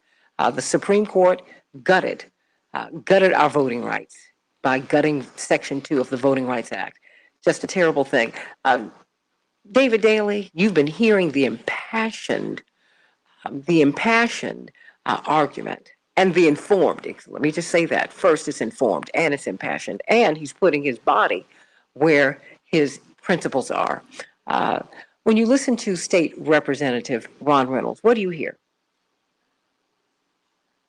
Representative Reynolds and all of his colleagues, the Democratic caucus in Texas, who are making this good trouble, this necessary trouble, this heroic trouble on behalf of our democracy, on behalf of our most foundational and precious rights that are under assault in Texas, in Georgia, in Michigan, in Wisconsin, in North Carolina, in Florida, in Iowa, in the dozens of states and the hundreds of bills that have been proposed in the last 6 months alone, all under the false pretext of the big lie and voter fraud that doesn't exist after the safest and most secure election that we've had in our history with some of the highest voter turnout in our history. This is an all-hands-on-board moment if we are going to protect and preserve democracy. National Democrats say they understand this, right? They made voting rights, they made the For the People Act their number one priority in the House and in the Senate. President Biden yesterday had some smart words, some pretty words, there were some angry words. He gets the issue and he gets the threat. What we need is a pathway to success. And with Republicans guaranteed to be complete obstructionists on this issue because they intend to hold on to power through voter suppression, through voter ID, through all of this deliberate targeting of black and brown voters around the country in order to make it more difficult. Just to put barriers up here, another barrier here, trip a few people along the way, just stop them from casting those ballots. And in states like Georgia, in states like Arizona and Wisconsin, where those three states, 44,000 votes made the difference in the presidential election in 2020. You don't have to do a whole lot of skimming and suppression to change the outcome of the presidential election. This is what we are staring at. And this is why we need Democrats, we need Joe Manchin and Kristen Sinema to recognize that in this moment it is democracy or it is the filibuster, and that they have a choice to make, and that the right side of history here is really, really clear, because you can't look at what's happening in state capitals around the country and not understand the urgency of the threat or what is coming down the road in 2022 and in 2024. Wait, in 2022 is right now, isn't it?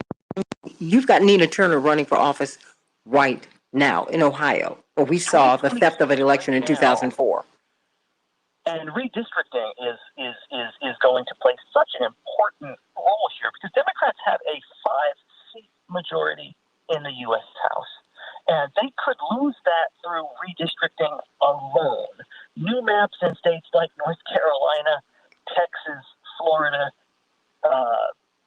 New Hampshire, Kansas, Kentucky, Tennessee, all drawn by Republicans, could simply draw the Democratic majority away in 2022. It is entirely possible that Democrats don't have the House and don't have the Senate after November 2022. And so they've got to understand the fierce urgency of now and to act. But if you don't see what is coming from these state legislatures, if you don't see that they're planning to attempt to use these gerrymandered state legislatures first to pass these voters. Oh my goodness, did we just lose him just now? Oh, State Representative Reynolds, you can see, because we're trying to get Congressman Khanna on, you can see in at least 48 states, hundreds of pieces of legislation are on the docket, or they have been, and they're being passed to gerrymander, to reconfigure these districts so Republicans will be at an advantage, even though numerically there are fewer of them. I mean, this is crazy. This is absolutely crazy. So everyone is dropped, unfortunately. So you know what? I want you to call me 773 773 9278. Well, you know, we've got Dave Daly. Okay, Dave Daly. You know, numerically, Democrats are at an advantage. But tactically, we're way, way, way, way behind. The Republicans play a very long game, David. They do. What should we be doing right now? Because, you know, this man could be camped out in Washington for a long time. I think when you are staring down the demographics that the Republican Party is, this is a strategy that you have to partake in. They are doing this out of weakness, not out of strength. They're doing this because they, too, look at the demographic changes. They look at the way a state like Texas is changing, at the way that Arizona and Georgia changed in 2020. And they recognize that they've got to change their tactics because they're not interested in changing their politics because they've been captured by this white supremacist wing of the party, this extreme Trumpism, and they don't want to win through policies that attract more voters. They want to win through this old shrinking base of white Southern men. Mm-hmm. And, it's not going to work unless if you figure out how to stop everybody else from voting and put just enough barriers in front of all of them that you hold on. Well, what do you think? If you could advise these state representatives, what would you advise them to do next? I think their plan is right. I think they have to be.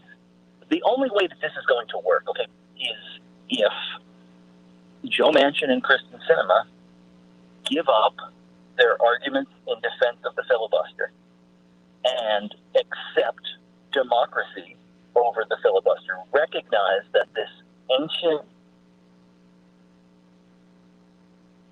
Did we just lose them again? Okay. I thought we'd lost you again. I'm sorry. What were you saying? No. No, I don't want you to be cut off. No.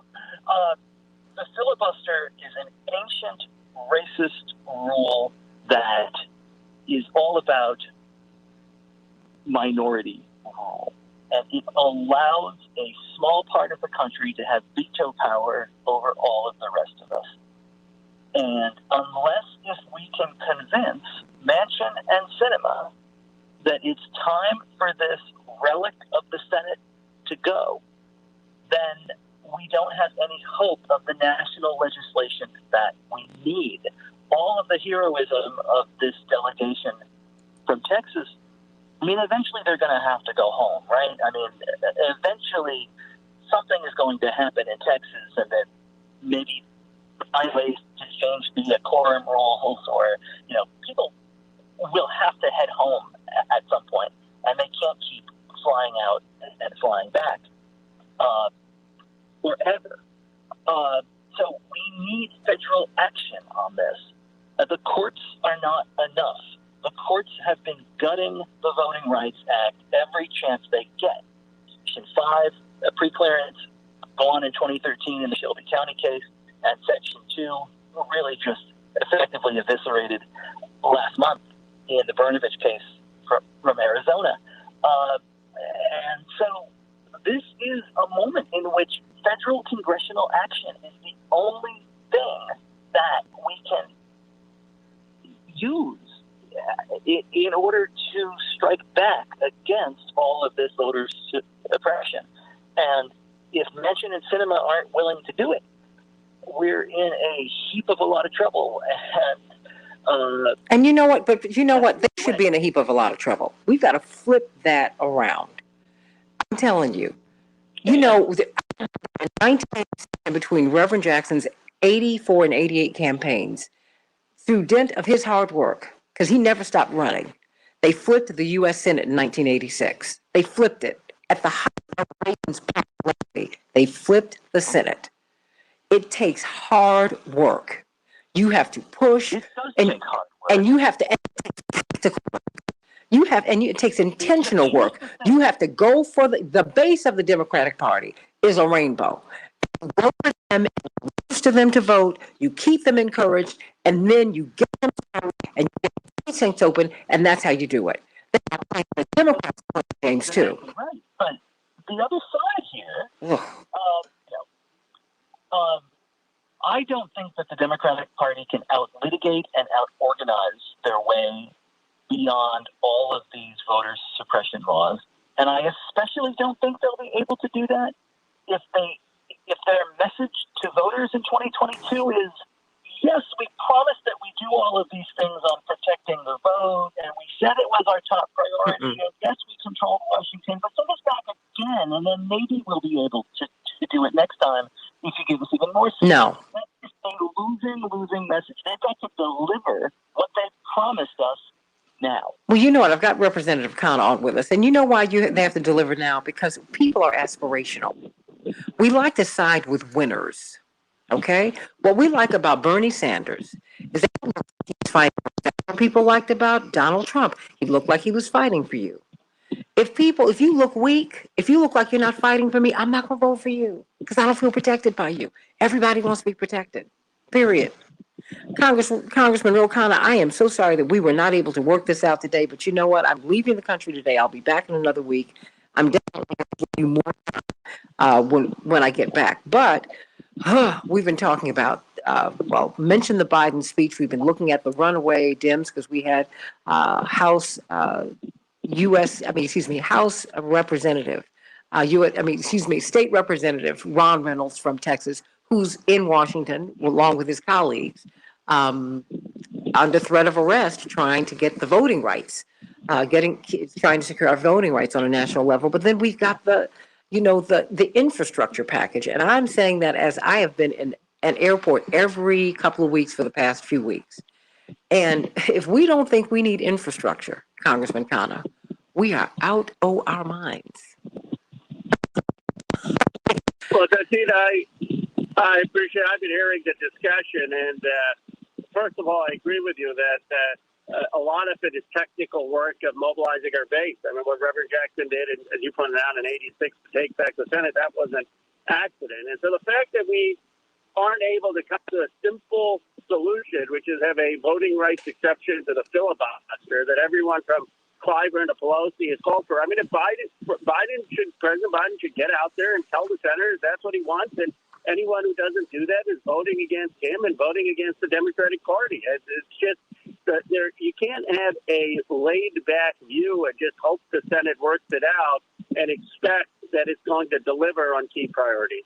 In terms of our progressive priorities on infrastructure, of course, Sanders has been doing a Herculean task. I mean, really pushing for the commitments we made to the American public. The challenge is, the $4 trillion that they've negotiated, it's not bad, but this is still before Manchin and Sinema extract their concessions. So we have to be very careful in terms of not seeing this diluted and really going and delivering what we've promised the American people. We're talking with Congressman Ro out of California, this infrastructure package.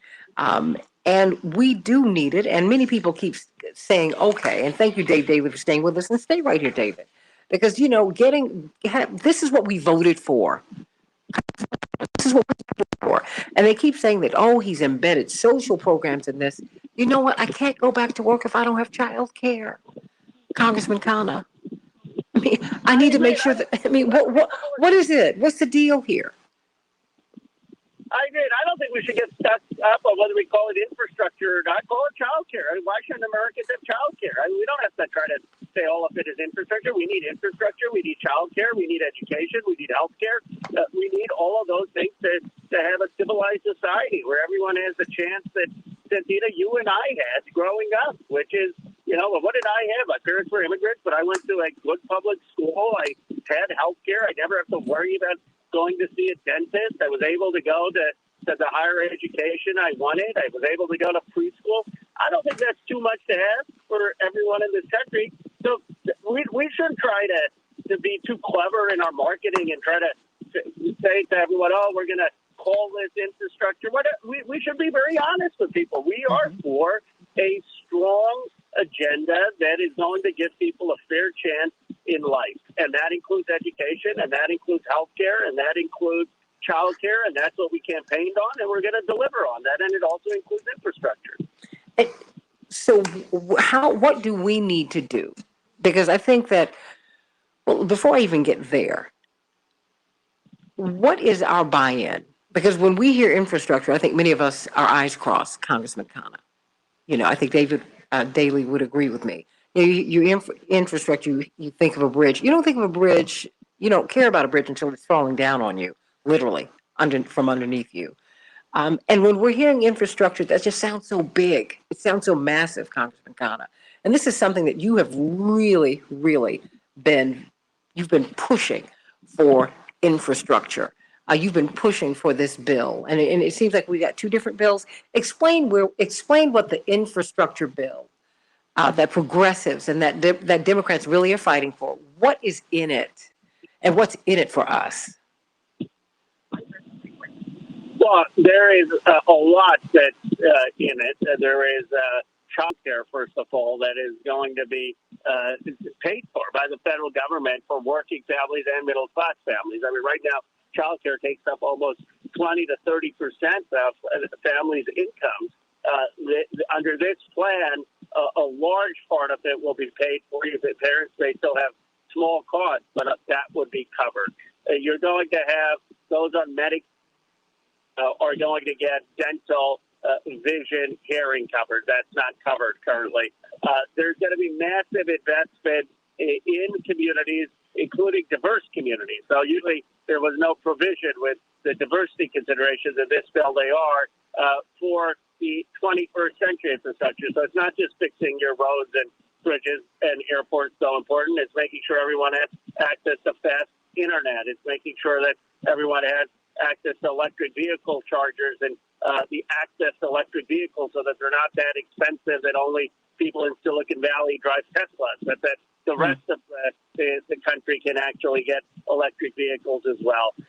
Then the bill is going to have increased wages for those who are in elder care, increased wages for those who are in home care. So the bill has a lot of good things, increased funding for preschool education.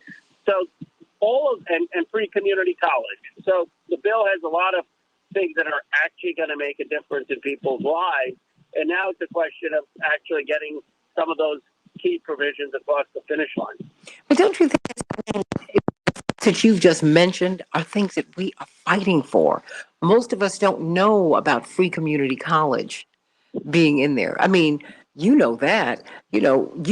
Community college can be a bridge between, a really ambitious student in high school and college. I mean, you can actually come out of high school, a public high school, with college credits, which lightens your load.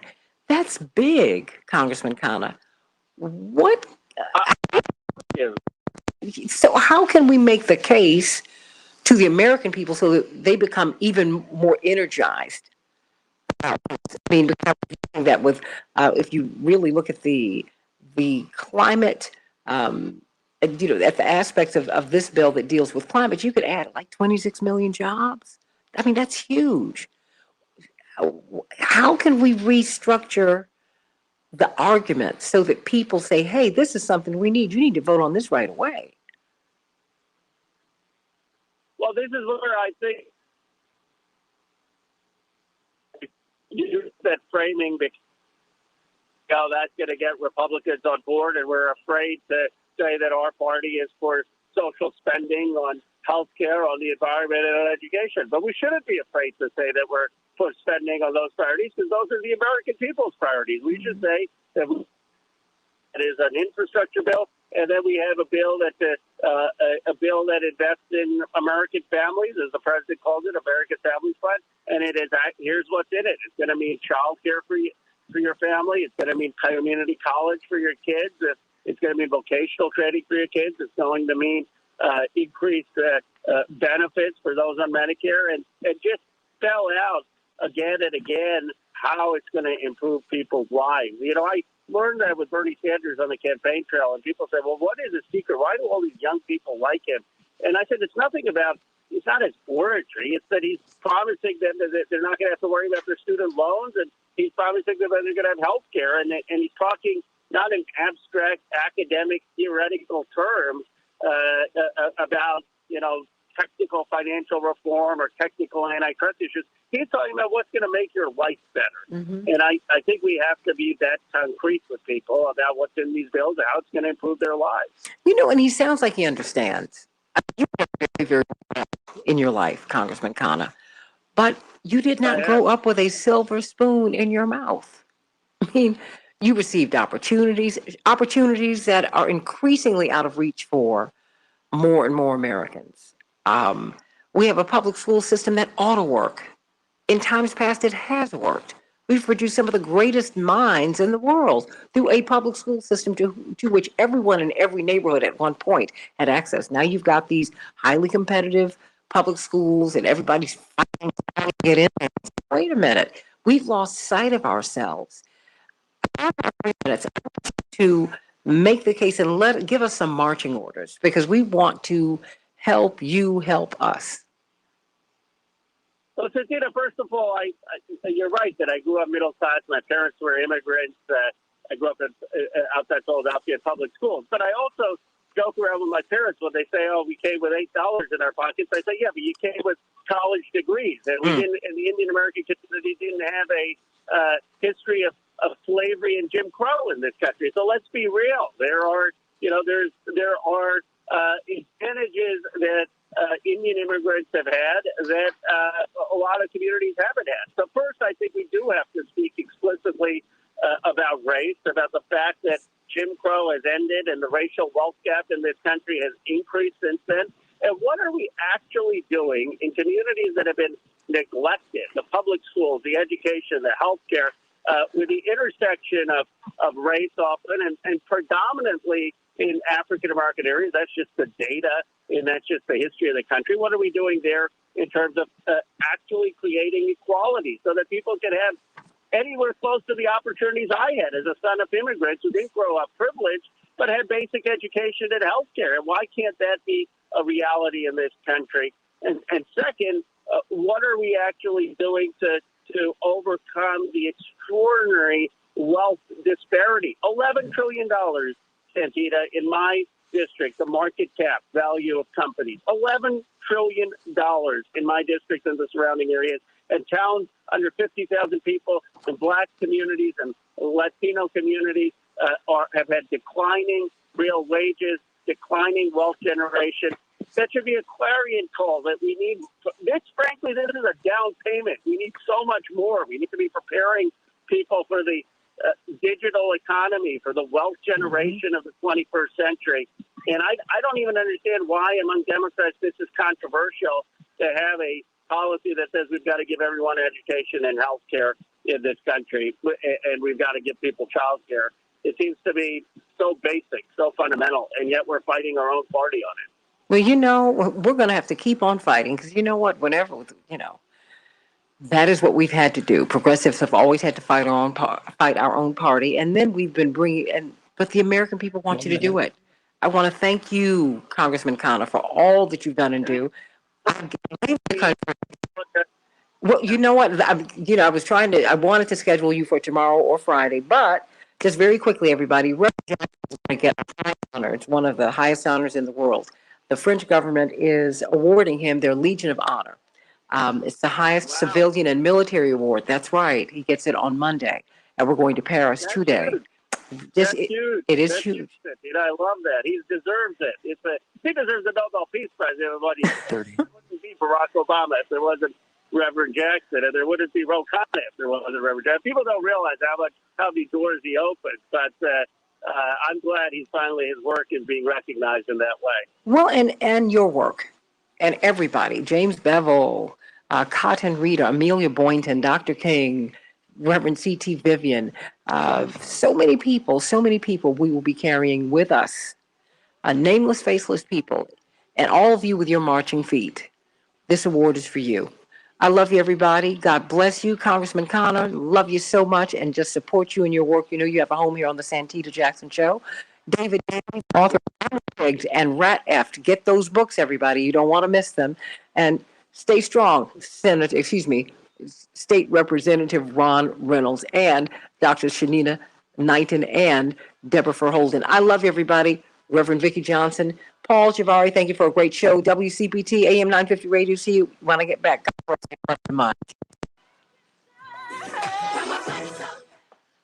Thank you, everybody. Thank you, Congressman Connor. I've got to go take my rapid test, my PCR test now, so I'm running out the door. God bless everybody.